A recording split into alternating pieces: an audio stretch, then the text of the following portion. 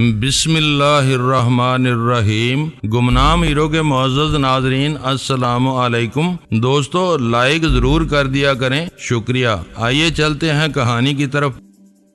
چنن شاہ کے پاس پہنچے تو اس نے پہلا سوال یہ کیا کہ مال کہاں ہے۔ میں نے اسے گھور کر دیکھا، اب وہ میرے لیے پہنچ والی سرکار نہیں تھا، پھر بھی بچپن سے مجھ پر اس کا جو رعب اور تقدس غالب تھا اس کا اثر ابھی باقی تھا، ورنہ میں اس کا احترام نہ کرتا۔ شاہ جی، میں نے اسے سرکار کی بجائے شاہ جی کہا، میں نے یہ واردات اپنے مطلب کے لیے کی ہے۔ آپ مجھے کسی ہندو ساہوکار کا یا ان ملکوں جیسے کسی مسلمان کا گھر دکھائیں اور مال مجھ سے لیں، پورا مال آپ کے حوالے کر دوں گا، ایک پیسہ اپنے حصے کا نہیں لوں گا۔ میں نے جس مطلب کے لیے یہ واردات کی تھی اگر وہ پورا نہ ہوا تو شاہ جی وہاں سے مال بھی لاؤں گا، اور اگر وہ نہیں تو ایک لڑکی اٹھا لاؤں گا، وہ آپ کی ہوگی۔ وہ نسل ماننے والی نہیں خانوں، چنن شاہ نے کہا۔ وہ خاندان مجھے مانتا ہے، بڑا ملک میرا مرید ہے۔ مجھے معلوم ہے کہ اس کے گھر میں دو بڑے خوبصورت دانے ہیں، ایک اس کی بہو ہے اور دوسری اس کی بیٹی ہے۔ چنن شاہ کی کرامات کو دور دور تک مانا جاتا ہے، لیکن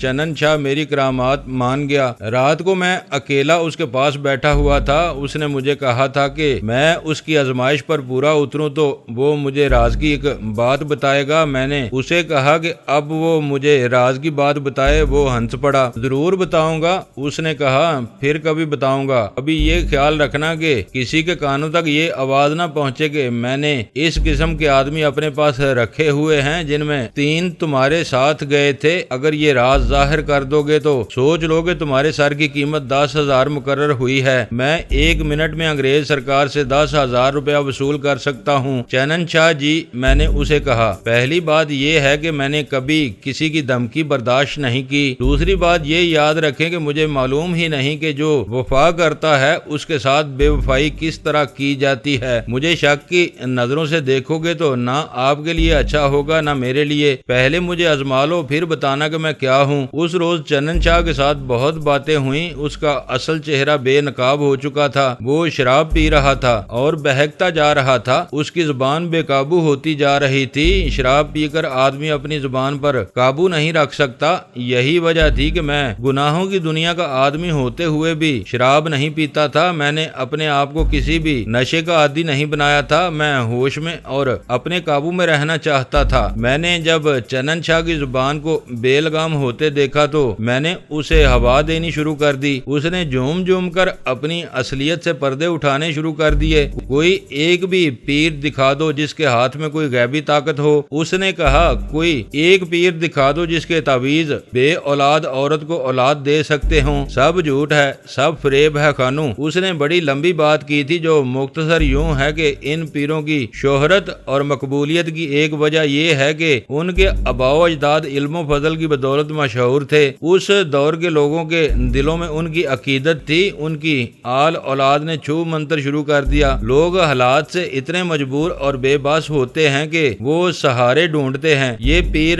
زبان اور نام نہاد تقدس کا جادو چلاتے ہیں۔ ان کی مریدی کے جال میں جو آ جاتا ہے وہ ان کی کرامات بڑھا چڑھا کر سب کو سناتا ہے۔ اس کے علاوہ پیروں کے پاس مجرمانہ ذہنیت کے آدمی ہوتے ہیں جنہیں پیر خوب عیش کراتے ہیں۔ وہ اپنے پیروں کی کرامات کی جھوٹی کہانیاں ایسے لب و لہجے میں سناتے ہیں کہ سننے والوں کے رونگٹے کھڑے ہو جاتے ہیں۔ میری بے بسی کو تصور میں لائیں، میرا باپ قتل ہو گیا تھا تو قاتل کھلا پھرتا رہا کیونکہ وہ اونچی اور پکی حویلی میں رہنے والا تھا اور میں غریب سے کسان کا بیٹا تھا۔ کچے مکانوں میں رہنے والے کسانوں کی قسمت چوباروں والوں کے ہاتھ میں ہوتی ہے۔ ہر کوئی میری طرح نہیں ہوتا کہ اپنی قسمت اپنے ہاتھ میں لے لے اور ڈاکو بن کر چوباروں والوں کو خوفزدہ کر دے۔ ہر کسی میں اتنی ہمت نہیں ہوتی۔ یہ مجبور لوگ پیروں کے قدموں میں جا سر رکھتے ہیں۔ اس طرح ان پیروں کی منڈی چلتی ہے۔ میں چنن شاہ کے آستانے پر آیا تھا، میرا پیر میری مشکلیں آسان کرے گا، لیکن اب میں اسے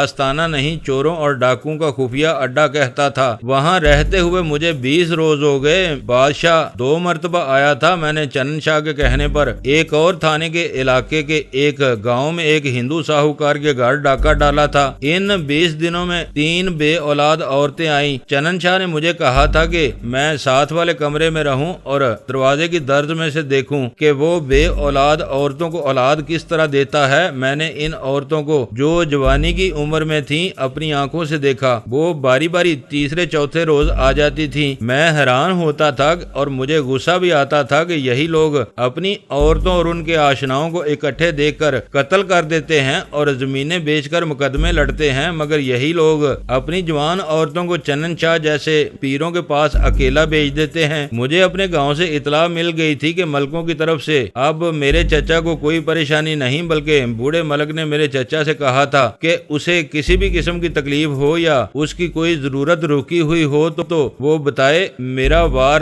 خالی نہیں گیا تھا۔ 20-22 روز بعد چنن شاہ نے مجھے خوشخبری کے انداز میں ایک خبر سنائی، کہنے لگا، لو خانو، تمہارے دشمنوں کی عزت میرے پاس آ رہی ہے۔ تمہارے مقتول ملک مختار کے بھائی کی بیوی آج میرے پاس ایک مراد لے کر آئی تھی۔ مراد کیا تھی؟ میں نے پوچھا۔ اس کی ساس اسے بہت تنگ کرتی ہے، چنن شاہ نے کہا۔ ساس کو شک ہے کہ یہ لڑکی چال چلن کی اچھی نہیں۔ میرا خیال ہے کہ ساس ٹھیک کہتی ہے، اس لڑکی نے کہیں آشنائی کر رکھی ہے۔ میں نے ان لوگوں کی کماری بیٹی پر نظر رکھی ہوئی ہے۔ میں نے اسے کہا ہے کہ میں تمہیں ایسے تعویذ بنا کر دوں گا کہ تمہاری ساس تمہاری زر خرید غلام ہو جائے گی۔ تم اگر اپنی ساس کے سامنے کوئی ایسی ویسی حرکت کرو گی تو بھی وہ تمہیں نہیں روکے گی اور تم سارے گھر پر حکومت کرو گی۔ غور سے سنو خانو، تم بھی پیری مریدی کے راز سمجھ لو۔ میں نے اسے یہ کہہ کر واپس بھیج دیا تھا کہ میں اسے جو تعویذ دینا چاہتا ہوں وہ اس کے ہاتھ میں نہیں دیے جا سکتے ورنہ اثر زائل ہو جاتا ہے۔ میں نے اسے کہا کہ اگر تمہارے خاوند کی کوئی بہن جوان اور کنواری ہو تو اسے ساتھ لے آؤ، کیونکہ یہ تعویذ کنواری لڑکی کے ہاتھ میں دیے جائیں گے اور وہی تمہیں پانی میں گول کر پلائے گی۔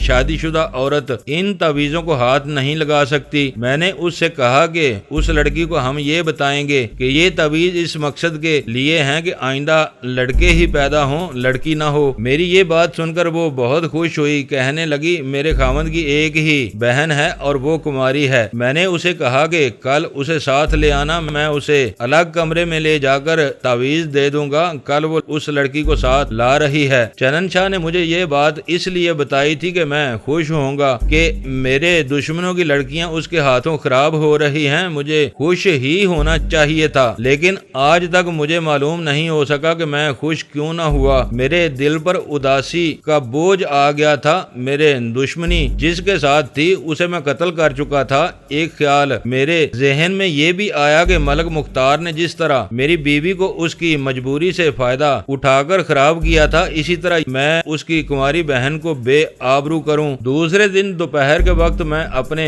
کمرے میں سویا ہوا تھا۔ چنن شاہ ہی کے ایک آدمی نے جو چنن شاہ کی بجائے میرا بڑا گہرا اور رازدان دوست بن گیا تھا، مجھے جگایا اور کہنے لگا کہ وہی 2 لڑکیاں جن کے گھر ہم ڈاکہ ڈالنے گئے تھے چنن شاہ کے پاس آئی ہیں۔ میں اٹھ کر پیر کے خاص کمرے کے ساتھ والے کمرے میں چلا گیا۔ عین اس وقت ملک مختار کی کنواری بہن اس کمرے میں داخل ہوئی۔ اس کے پیچھے پیچھے چنن شاہ کمرے میں آیا۔ میں دروازے کی طرز میں سے دیکھ رہا تھا۔ چنن شاہ نے اسے کہا کہ تم اس پلنگ پر بیٹھو، میں ابھی تعویذ تمہیں لکھ دوں گا، یہ تم اپنی بھابھی کو اپنے ہاتھوں پلا دینا، پھر تمہارے گھر کبھی لڑکی پیدا نہیں ہوگی، اور اگر اسی پانی کا ایک گھونٹ تم بھی پی لو گی تو تمہارا جو بھی خامند ہوگا وہ تمہارا غلام رہے گا اور تمہارے بطن سے صرف لڑکے پیدا ہوں گے۔ یہ کہہ کر چنن شاہ کمرے سے نکل گیا۔ جو ہی چنن شاہ اس کمرے سے نکلا تو معلوم نہیں مجھے کیا ہوا کہ میں جو اپنی بیوی کی بے عزتی کا انتقام اس کنواری لڑکی سے لینا چاہتا تھا، اٹھا، دروازے کو ہاتھ لگایا تو دروازہ کھل گیا۔ لڑکی نے مجھے دیکھا تو اس کی آنکھوں کے ڈیلے ابل آئے۔ اس کا اتنا خوبصورت رنگ پھیکا اور پیلا پڑ گیا۔ اس نے مجھے پہچان لیا تھا۔ صاف ظاہر ہے کہ اسے یہی ایک خیال آیا ہوگا کہ میں اسے بے آبرو کروں گا۔ میں نے لڑکی کے ساتھ کوئی بات نہ کی، اسے بازو سے پکڑا اور دوسرے کمرے کی طرف لے جانے لگا۔ لڑکی ڈر کے مارے میرے ساتھ نہیں آ رہی تھی۔ وہ سوچ بھی نہیں سکتی تھی کہ میں اسے ایک وحشی سے بچا رہا ہوں۔ اس وقت میں نے اسے کہا کہ اس کمرے سے فوراً نکل آؤ ورنہ پچھتاؤ گی۔ وہ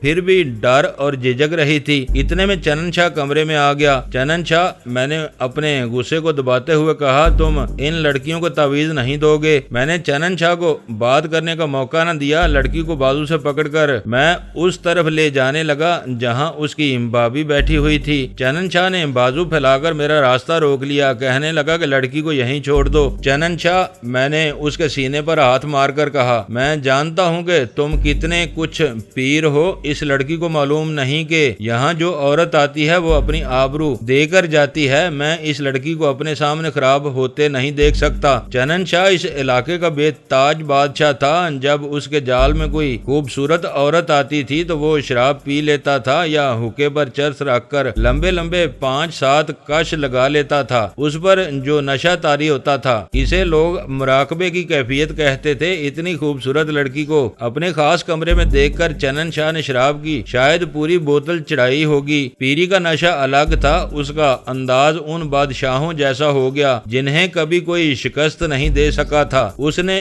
لڑکی کو بازو سے پکڑ کر اپنی طرف کھینچا اور اسے اپنے سینے سے چمٹا کر اپنے مضبوط بازوؤں کے گھیرے میں لے لیا۔ یہ میرا مال ہے، چنن شاہ نے بادشاہوں کے بدمست لہجے میں کہا، مجھ سے پہلے تم اسے ہاتھ نہیں لگا سکتے۔ لڑکی آخر خاندانی تھی، وہ سمجھ گئی کہ یہاں قصہ کچھ اور ہے۔ وہ فوراً چنن شاہ کے بازوؤں سے نکل آئی اور بولی، میں کسی کا مال نہیں۔ شاباش لڑکی، میں نے کہا، کیا تم اس کے منہ سے شراب کی بو نہیں سونگ رہی ہو؟ چنن شاہ نے غصے اور نشے کے اثرات سے کچھ بڑی بےہودہ باتیں کہہ ڈالی۔ کچھ میں نے کہا، لڑکی پر واضح ہو گیا کہ یہاں تو معاملہ ہی کچھ اور ہے۔ وہ میرے قریب آ کر کھڑی ہو گئی۔ غور سے سن لو چنن شاہ، میں نے ریوالور نکال کر کہا، میں پہلے ہی پھانسی کے تختے پر کھڑا ہوں، مجھے موت کا کوئی ڈر نہیں۔ اگر تم جیسے 10 اور آدمیوں کو گولی مار دوں گا تو بھی پھانسی ایک ہی بار ملے گی۔ اگر تم میرے پیچھے آئے تو میں تمہارے مریدوں کے سامنے تمہاری اصلیت ظاہر کر دوں گا۔ یہ بھی سن لو کہ تم نے وہ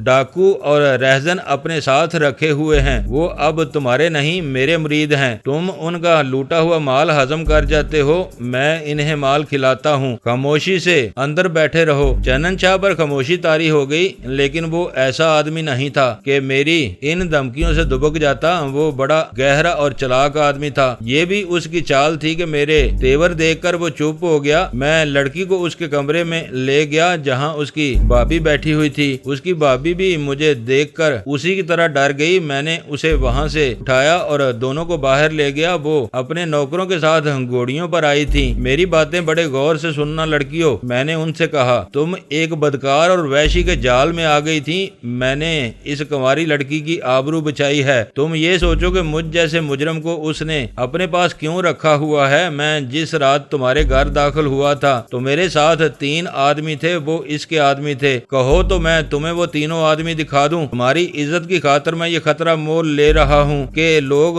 مجھے دیکھ رہے ہیں اور میں سب کے سامنے کھڑا ہوں، لیکن میں تمہاری عزت پر اپنی جان دینے کو تیار ہوں۔ یہاں سے چلی جاؤ اور پھر کبھی ادھر کا رخ نہ کرنا۔ خدا کا شکر ہے کہ وہ سمجھ گئیں۔ اس کنواری لڑکی نے رخصت ہونے سے پہلے مجھے کہا، خانو، میں تمہیں ساری عمر دل سے نہیں اتاروں گی۔ اس نیکی کا جو صلہ مانگو گے دوں گی۔ تمہارے چچا کے گھر کو ایک زیارت سمجھوں گی، تمہارے بیٹے کو میں اپنا بیٹا سمجھوں گی۔ میں نے دیکھا کہ اس کی بابی کے چہرے پر کچھ اور ہی تاثر تھا۔ میں نے اسے کہا کہ تم اگر اس پیر کو پہنچ والا سمجھتی ہو تو اسے کہو کہ مجھے تعویذوں یا پھونکوں کے ذریعے کوئی نقصان پہنچائے۔ یہ نہ کسی کا کچھ بگاڑ سکتا ہے نہ سنوار سکتا ہے۔ وہ دونوں گھوڑیوں پر سوار ہوئیں اور اپنے نوکروں کے ساتھ چلی گئیں۔ میں ان کے پیچھے آہستہ آہستہ چلتا ایک اونچی جگہ جا کھڑا ہوا اور انہیں جاتا ہوا دیکھتا رہا۔ دور جا کر جب وہ ایک گھاٹی اترنے لگی تو دونوں نے پیچھے دیکھا اور وہ آہستہ آہستہ یوں گھاٹی اتر گئیں جیسے انہیں زمین نے نگل لیا ہو۔ مجھے عجیب و غریب سا سکون محسوس ہوا۔ میں آہستہ آہستہ واپس آ گیا، حویلی کے پچھلے دروازے سے داخل ہوا اور اپنے کمرے میں چلا گیا۔ مجھے توقع تھی کہ چنن شاہ میرے پاس آئے گا اور دھمکیاں دے گا، لیکن وہ نہ آیا۔ میں نے یہ خدشہ بھی محسوس کیا کہ وہ پولیس کو اطلاع دے کر مجھے پکڑوا دے گا اور 10,000 روپیہ کھڑا کر لے گا۔ میں اس سوچ میں کھو گیا کہ یہاں سے نکل جاؤں یا چنن شاہ کے ساتھ سمجھوتے کی صورت پیدا کر لوں۔ اسے بھی آخر میری ضرورت تھی۔ میں نے محسوس کیا کہ میرا دماغ کچھ سوچنے کے قابل نہیں رہا، دماغ تھک گیا تھا۔ میں دماغ کو خالی کر کے لیٹ گیا۔ سورج غروب ہونے میں کچھ دیر باقی تھی۔ ان 3 آدمیوں میں سے جو میرے ساتھ ملکوں کے گھر ڈاکہ ڈالنے گئے تھے، ایک آدمی میرے پاس آیا۔ یہ بڑا ہوشیار اور تیز ترار جرائم پیشہ آدمی تھا۔ میرا بڑا گہرا گہرا یار بن گیا تھا۔ کئی دنوں سے یہ مجھے کہہ رہا تھا کہ چنن شاہ وارداتوں کا سارا مال اپنے پیٹ میں ڈال لیتا ہے، ہمیں صرف اس پر خوش رکھتا ہے کہ وہ ہمیں پولیس سے بچائے رکھتا ہے۔ تم پکے استاد ہو، آؤ ہم یہاں سے نکل چلیں اور چنن شاہ سے آزاد ہو کر اپنا راستہ بنائیں۔ میں نے اس سے وعدہ کیا تھا کہ ایسے ہی کریں گے۔ اس نے میرے پاس آ کر مجھے بتایا کہ چنن شاہ کے پاس CID کا ایک آدمی آیا ہوا ہے۔ میں نے ان کی باتیں سنی ہیں۔ وہ چنن شاہ سے کہہ رہا تھا کہ اس کا تمام علاقے پر اثر و رسوخ ہے، اس لیے وہ خانوں کی گرفتاری میں بڑی مدد دے سکتا ہے۔ CID کا یہ آدمی اس علاقے میں کبھی تھانے دار رہ چکا ہے۔ وہ جب باتیں کر رہے تھے تو تمہارا نام آتے ہی چنن شاہ نے مجھے وہاں سے اٹھا دیا۔ مجھے پکا یقین ہے کہ چنن شاہ تمہاری نشاندہی کر رہا ہے۔ اس آدمی نے مجھ سے پوچھا کہ چنن شاہ کے ساتھ تمہارا کوئی لڑائی جھگڑا تو نہیں ہوا؟ میں نے اسے بتایا کہ کچھ تو میں ہوئی ہے۔ اس آدمی نے کہا پھر تم فوراً یہاں سے نکلو۔ سورج غروب ہو چکا تھا۔ حویلی کے پچھلے دروازے سے چند قدم دور سے ایک گھاٹی نشیبی جگہ میں اترتی تھی۔ آگے ریتیلی چٹانیں تھیں، ان سے آگے ایک خشک ندی کا ریتیلا پاٹ تھا۔ میں اٹھا، پچھلے دروازے سے نکلا اور تیز تیز چلتا گھاٹی اتر گیا۔ دور اونچی پہاڑی تھی جس کے پیچھے سورج اتر گیا تھا۔ اس پہاڑی نے وادی کو وقت سے پہلے تاریک کر دیا تھا۔ میں چٹانوں کے پیچھے چلا گیا۔ اب مجھے کوئی نہیں پکڑ سکتا تھا۔ وہاں سے مجھے بادشاہ کے ٹھکانے کا راستہ معلوم تھا۔ دراصل وہاں راستہ تو کوئی تھا ہی نہیں، مجھے سمت معلوم تھی۔ میں اس طرف چل پڑا۔ راستہ بہت ہی دشوار تھا۔ آدھی رات کے قریب اپنے اندازے کے مطابق میں بادشاہ کے ٹھکانے سے 3-4 میل دور رہ گیا تھا۔ مجھے اچانک خیال آیا کہ چنن شاہ کو معلوم ہے کہ بادشاہ کے ساتھ میری یاری ہے اور میں وہیں جاؤں گا۔ میں نے سوچا کہ بادشاہ کو میں کیوں مصیبت میں ڈالوں، اس نے مردوں کی طرح ساتھ دیا تھا۔ میں نے آگے جانے کا ارادہ ترک کر دیا اور وہیں بیٹھ گیا۔ میں تھک کر چور ہو چکا تھا، مجھ پر غنودگی طاری ہونے لگی، دماغ معاف ہو چکا تھا۔ ایک خیال یہ آیا کہ بادشاہ کو دوستی کا صلہ دوں،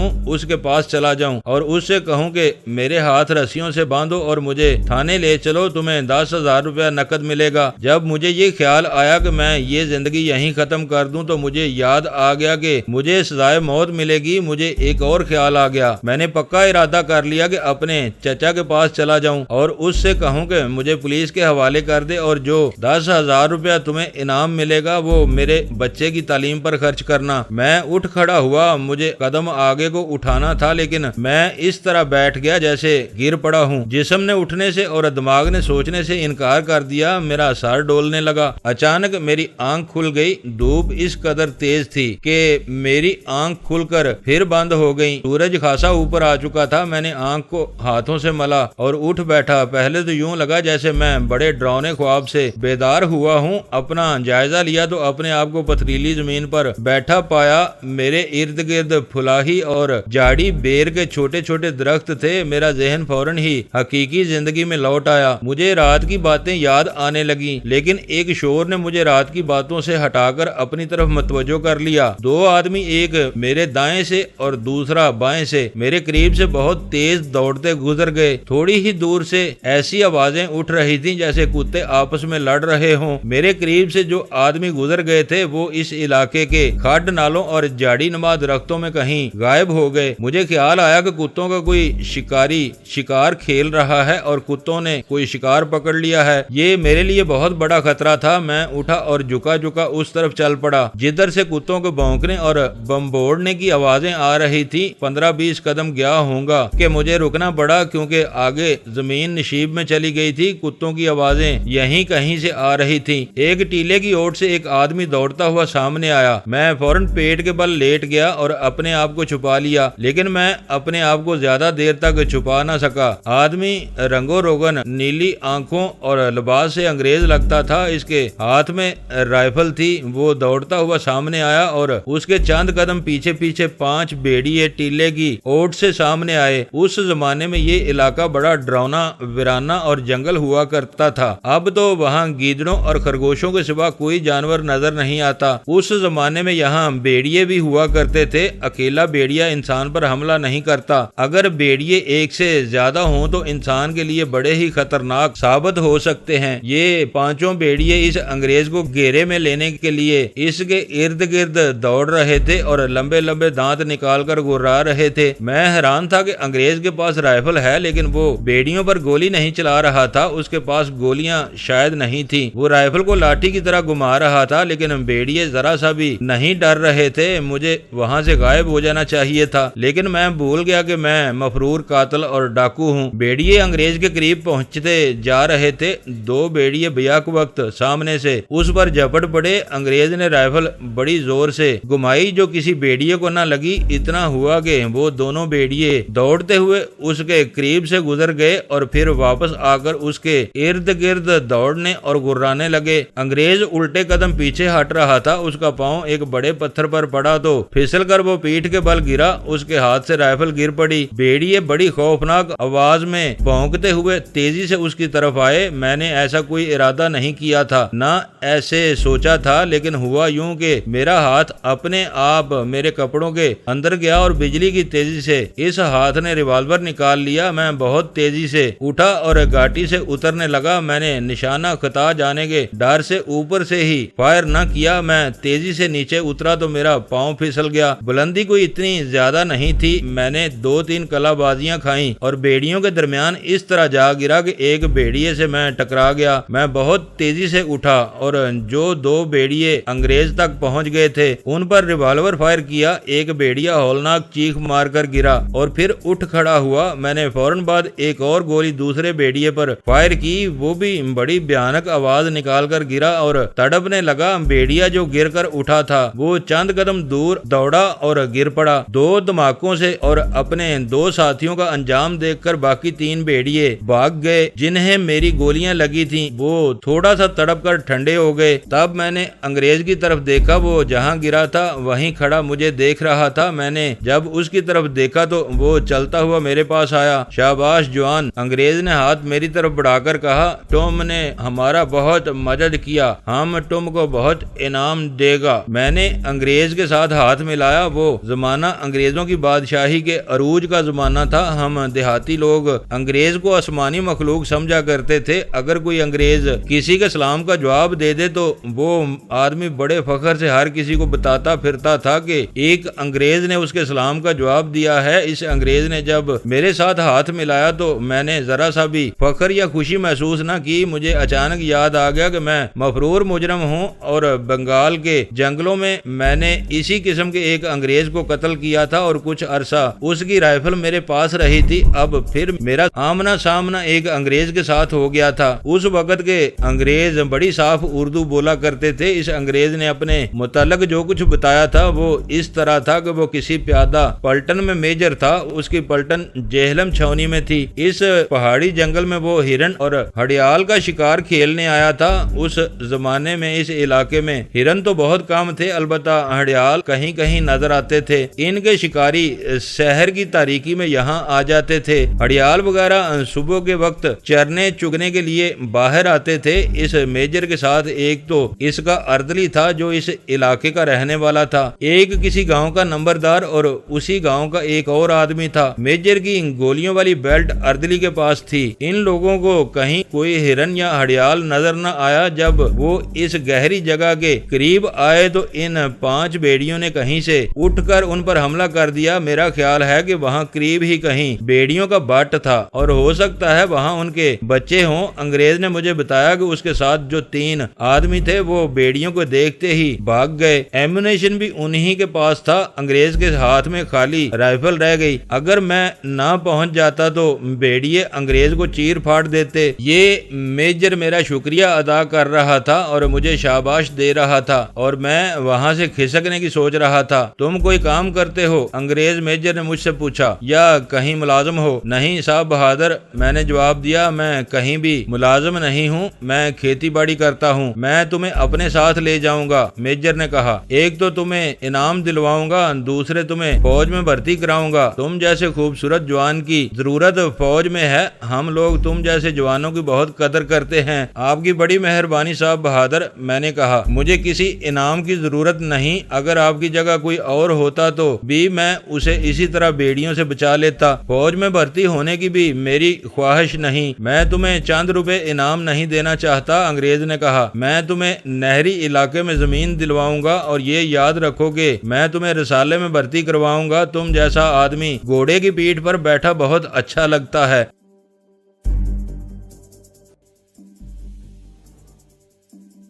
دوستو ویڈیو کو لائک ضرور کر دیا کریں۔ ISI پاک آرمی زندہ باد، پاکستان پائندہ باد۔ معزز ناظرین، اپنا خیال رکھیے گا اور اپنے اس چینل کا بھی شکریہ۔